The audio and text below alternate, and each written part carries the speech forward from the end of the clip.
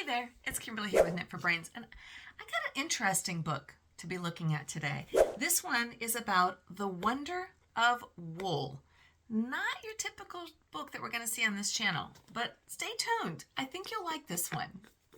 So I've been talking about this for a while, that my friends over at David and Charles Publishing in the UK, we got to visit them over the summer, and they're like, hey, here's some books we got coming out. Take a look at them, see what you think. And I was like, oh my gosh, yes, please. This was one of the books that they gave to me. And it's a hard book. It's coming out August 19th. And I was taking a look at it, and I was like, okay, this is so fascinating. I have to give you a little bit of insight. I'm so excited to tell you. I'm so excited not to keep the secret anymore, that Britt and I have decided that this year we're going to go to the Rhinebeck, the New York Sheep and Wool Festival in Rhinebeck, New York, October 18th and 19th. Just booked it up. So if you're going to be in the area, you got to let me know, because I'd love to meet up. And I'm going to be doing some interviews with some of the authors or the workshop creators that are going to be at the festival, seeing if we can talk ahead of time, because I was kind of getting a look at the schedule. Anyways, so because it's this sheep festival, and I've never been to one before, this book really piqued my interest because it's all about the different types of sheep. One thing I've talked about in the past on this channel is fast fashion, and I'm not a fan of fast fashion. And that is any of those brands that make and turn fashion really, really fast. It's filling up the landfills. It is not good for the environment, meaning you buy something, you don't pay a lot for it, you turn it around, you flip it within 6 months, because it's, whatever is new in the fashion. So I'm more about sustainable things that you can wear for years and years, really good quality.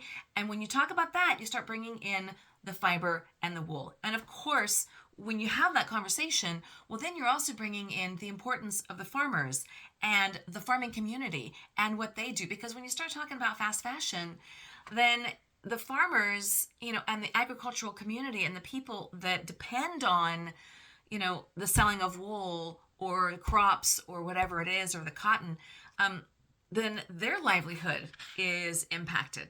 And so this book kind of delved into it. There is an organization, it started in California, it's called Fibres.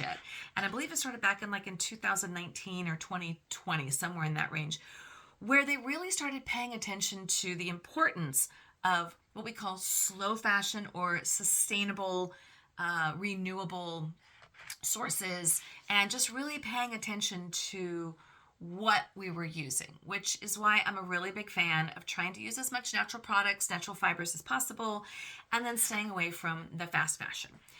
In which, if you're a knitter or crocheter, you understand that, because slow fashion is really into the whole knitting and crochet, because, it's more of a heritage thing. So this book, we start off talking about the history of the sheep. Now, I'm going to tell you right now, this book was written by two British women, two British authors. So these sheep in this part of the book, it's mostly British sheep and British wool, which I love. As you know, I've actually brought some British wool back from Dorset, from the Cotswolds, from the area of Devon, from lots of different places. So if you're in the US, it may not really be applicable to you as much, but if you're one of my subscribers from the UK, you might really understand this. So we talk a little bit in here we talk about the rise of synthetic fibers and the campaigning of wool, getting into that fiber shed movement that I was speaking about. And then we start talking about the importance of wool and the shearing of wool, which I'm excited about because I'm going to get to see that in October. Whew. So here we start talking about the different breeds of sheep, the long wood breeds, the down and short wool breeds. The long wool breeds, the primitive breeds. Here we got into the Black Welsh Melton. So this is just interesting. And then what their wool looks like when it's knitted up into a swatch. Tips for spinners and knitters. I probably have some of this. Hebridean, I think I have some of that. There's the Jacob, the Herdwick. I definitely have some Herdwick. As a matter of fact, up in the Lake District, up in the northern part, there's a company called Herdy's, and these little guys, these little Herdwick sheep are so cute. The little ears that turn off to the sides, adorable. So I actually know I have some Herdwick. Manx, Logfen, North Ronaldsay. The Brit's gonna like jump on me because I know I'm mispronouncing a lot of these words, but that's okay. Portland, I got that one. That's easy. Soy, the soy sheep. Okay. The border, now that is not Leicester, that is Leicester. Leicester. Leicester. It's Leicester. Blue-faced Leicester. Yes, this I know. The Brit, if you're going to change it, you can correct me. British milk sheep. I don't have any of that. I do have some Cotswolds. As a matter of fact, I made my hat with the Cotswolds yarn. To be exact, I made this hat. This was Cotswold yarn, if you guys recall. Bring it out like that, like that. This was Cotswold yarn. That's a little, we're going to work on that. And then remember, I made the scarf. I haven't blocked it yet. And this was Cotswold yarn, and this one was called Stow on the Wall, and this one is called Borton on the Water. What I loved about this yarn was that it's really soft, and it says here the wool characteristics. It's very soft to handle and semi-lustrous with moderate sheen or brightness. Each strand of wool has a curl at the tip. I'll have to look at that and just see if that's really true. Okay. It is one of the finest, clean, soft, making it perfect for textures including Aran and cabling. I loved it. It's not a good hair day for this hat, but that's okay. The Leicester long wool, the gray-faced Dartmoor. Let me tell you, I saw so many sheep in the UK, and they were adorable. Masham, the Romney, Wensleydale. That's a good cheese. That's a really good cheese. So I'm assuming it comes from Wensleydale cows or Wensleydale sheep, perhaps. Dorset Down, Chevoit. Okay, Hampshire Down I got. Ooh, that sounds Welsh to me. I was right. Wales. Yeah. I'm not gonna go on that one. No. There's some Yan. Yeah. All right, we'll work on that one. Same thing with that one. I'm not sure about that one either, but that's got to be a Welsh. Yeah, there it is again, Welsh. This the reason I know this is because the Welsh, they do a lot of the L and L in there, and then the YN, and it's like that. Oxford Down. I might actually have used this Oxford Down yarn when I made my little kerchief, my little red kerchief. I love this. So this to me means something. It may not mean anything, but hang on, there's patterns in here, so just, hold your horses. Shropshire. Been to Shropshire. Love Shropshire. Here we go. Here's our projects. Okay. So now again, they're using straight needles, but of course you could be using circular needles if you want to, or there's some circular needles right there. Stitch markers. This is actually a beautiful book. This would be what I would consider more of a coffee table book. I would definitely be leaving this. Oh, look how cute he is. Come on. With the little dreads on him like that. Can't even see. Bless his heart. Fergus unisex jumper in Wensleydale long wool. So you got here all your sizes and measurements. Again, more of going to be your heritage, not your fun and funky, colorful things. Cola Gillet in the Leicester long wool. Oh, that's cute.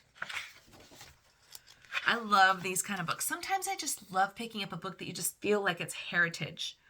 Like you know that you're going to be making something and it's going to mean something. It's going to be around forever.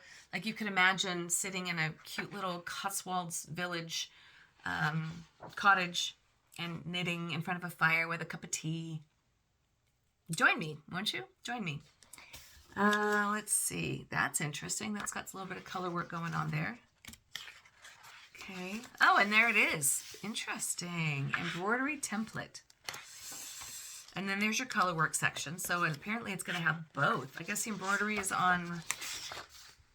Ooh. Okay, so the embroidery is here on the sleeves, and then the color work comes in on the lower part of the sleeves. Ooh. That's a little intense. Ooh, some Fair Isle. You got to have that with a blue-faced Leicester. Got to have some Fair Isle. Now, this is very specific, obviously, to the UK or to Ireland and maybe even to Scotland. But to my UK friends, this should be like really up your alley. Or even upstate New York. I think when you start getting up into those colder areas where you could be wearing a wool sweater like all year round, I think that would be really nice. Terra cardigan. That's beautiful. Wow, I really like that. Okay. Okay. Atha checkered hat in a Jacob. Oh, that's easy. I'm actually making something similar to that right now.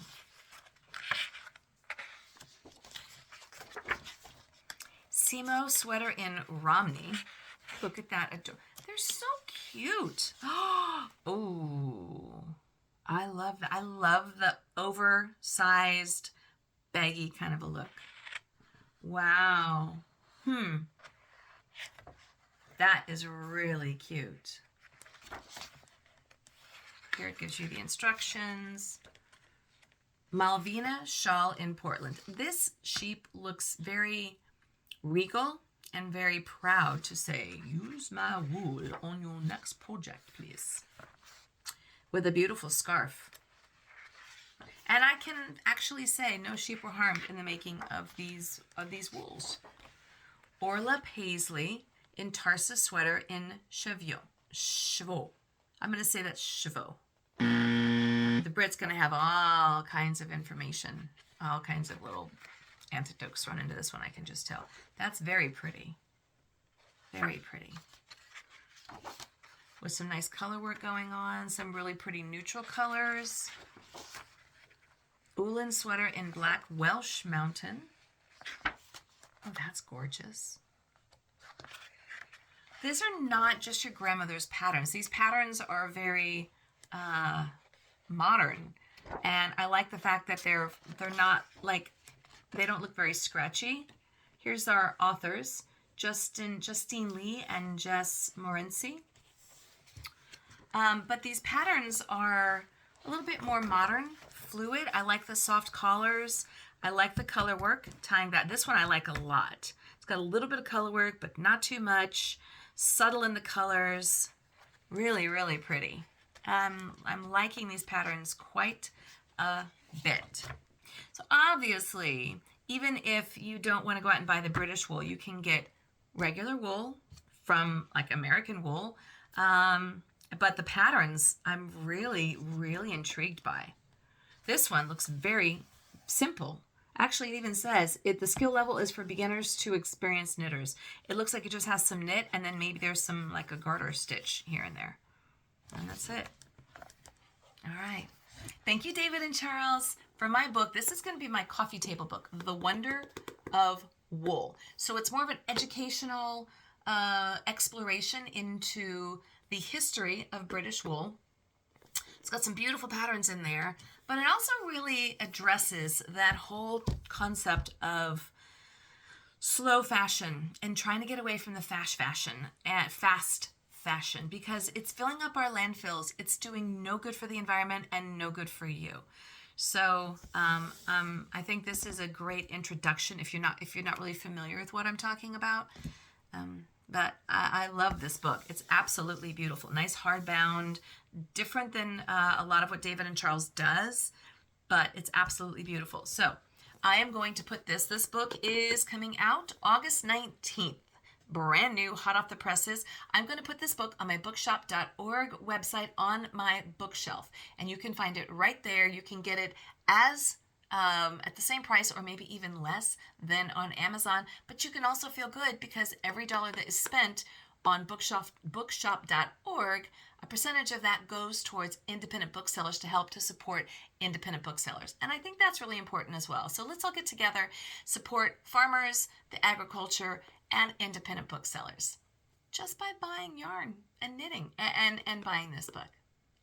Thanks so much for watching. This is Kimberly with Knit for Brains, and as always, I'll see you soon.